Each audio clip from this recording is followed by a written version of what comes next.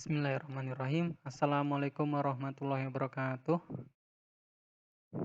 Gimana kabarnya teman-teman semester 4 akuntansi? Sebelumnya perkenalkan nama saya Mukti Prasaja, bisa dipanggil Pak Mukti atau Pak Pras. Harusnya mata kuliah auditing tadi dilaksanakan jam 4 ya, tapi karena berhubung ada jam lain sehingga untuk pertemuan pada pekan ini kita laksanakan secara online, secara daring. Saya harapkan nanti teman-teman, bisa menyimak dan juga bisa mendengarkan apa yang nanti saya sampaikan di dalam video ini. Nah, secara garis besar, di dalam materi auditing ini sebagai lanjutan ya, sebagai lanjutan dalam mata kuliah akuntansi seperti. Nah, sebelum kita masuk di materi, saya ingin kenalan dulu. Kalau tadi sudah saya kenalkan nama saya dan juga nama panggilan, silakan nanti teman-teman apabila, eee, izin atau mengirimkan tugas bisa melalui nomor HP yang ada di layar ini dan juga alamat email kalau nanti mengirimkan tugas.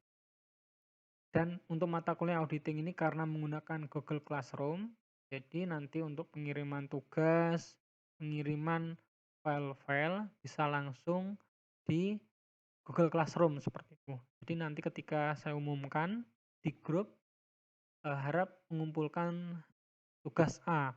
Nanti saya harapkan teman-teman mengirimkan filenya nanti sesuai dengan petunjuk yang disampaikan. Bisa berupa PDF, Word, atau JPG seperti itu.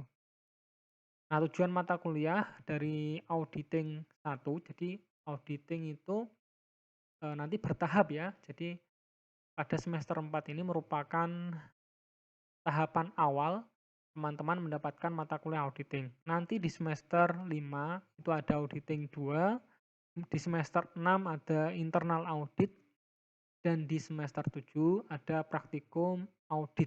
Jadi bertahap dan di dalam materi auditing ini, tentunya ini menjadi dasar untuk nantinya bisa kita praktikkan di dalam sebagai seorang auditor. Tujuan mata kuliah yang pertama ialah saya harapkan nanti bisa memahami perbedaan dari auditing dan akuntansi itu apa sih. Saya yakin kalian semua sudah mahir dalam membuat laporan keuangan, dalam mencatat transaksi-transaksi di dalam jurnal seperti itu. Yang kedua, mampu menjelaskan profesi akuntan publik dan laporan-laporan yang terkait. Jadi, ada apa saja profesi dari akuntan publik? Apakah hanya KAP saja atau ada profesi-profesi yang lainnya yang kaitannya dengan bidang audit? Yang ketiga, saya harapkan nanti teman-teman juga bisa memahami pengendalian internal di dalam perusahaan. Apa itu pengendalian internal? Nah, nanti kita bahas lebih lanjut seperti itu ya. Selanjutnya bisa memahami berbagai laporan-laporan di dalam perusahaan yang khususnya audit ini kan juga berkewajiban untuk memberikan laporan. Nah, laporannya nanti berupa opini-opini yang tentu saja ini bisa memberikan dampak bagi perusahaan itu sendiri. Nah, untuk bahan acuan pembelajarannya silakan nanti teman-teman bisa ke perpus ya, ke perpus atau cari di online juga boleh. Bukunya Pak Sukrisno Agus, edisi 4, buku 1.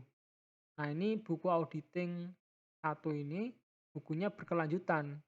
Jadi buku 1, auditing 1, nanti buku 2 di auditing 2. Nanti di internal audit, terus ada di praktikum audit juga bukunya Pak Sukrisno Agus.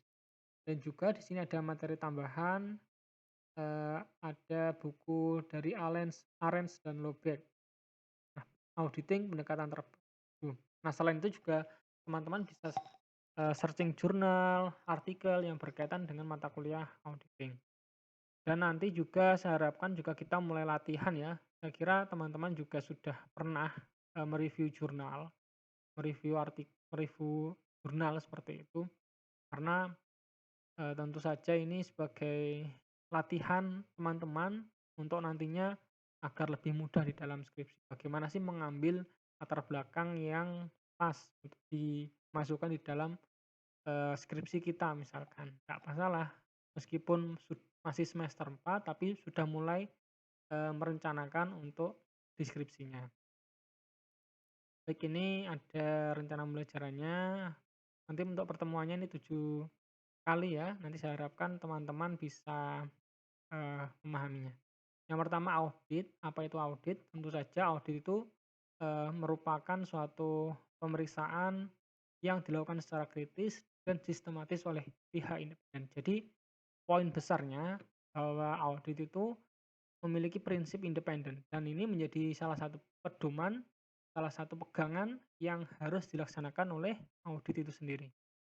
Yang diperiksa apa? Kalau khususnya audit eksternal itu yang memeriksa ialah laporan keuangannya.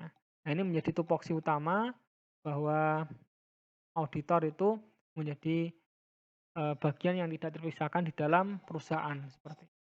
Nah, menurut Arens, Mark Beasley dan Rondal G.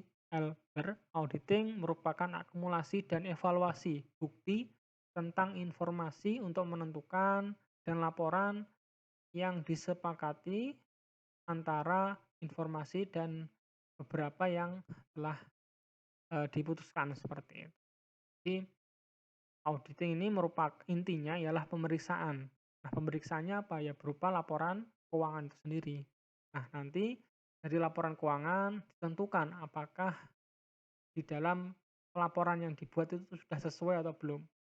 Nah, kriterianya tentu saja ini kaitannya dengan apakah sudah sesuai dengan SHK, standar akuntansi keuangan, atau juga sesuai dengan ini, bukti yang dimiliki perusahaan, kwitansi, nota, dan sebagainya itu sudah relevan belum dengan angka yang ada di dalam, laporan yang dibuat. Nah, konteks di dalam audit itu yang diperiksa laporan keuangan perusahaan ini yang menjadi, poin utama ya. Terus pemeriksaan dilakukan secara kritis, terus dilakukan oleh pihak yang independen. Nah, pertanyaan yang penting, mengapa perlu diaudit? Nah, pertama tentu audit ini, bertujuan untuk mengurangi kesalahan, terutama dalam pembuatan laporan keuangan, baik itu disengaja dan tidak disengaja. Jika sudah diaudit tentu lebih meyakinkan.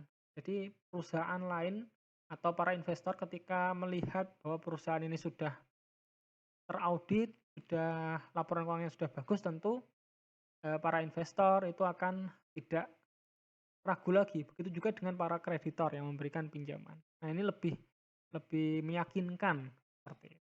Terus tentu saja yang sudah go public ini wajib untuk, eee, melaporkan laporan keuangannya yang sudah mau teraudit.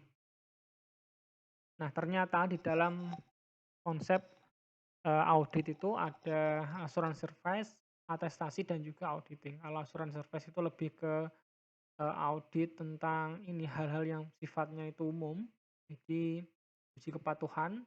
Kalau atestasi itu pengendalian internal, nah kalau audit sudah lingkup pemeriksaan dan itu, nanti membuat laporan, kalau audit itu harus ada laporan opininya. Nah, ini langkah-langkahnya proses audit, mulai dari perencanaan, substantites, di pengendalian di, tes-tes yang berkaitan dengan ini, pemeriksaan akun-akun, nah nanti control testing, di pengendalian internalnya, terus dan juga di pelaporan. Nah, ini tahapan audit, tentu, KAP dulu yang dihubungi oleh klien.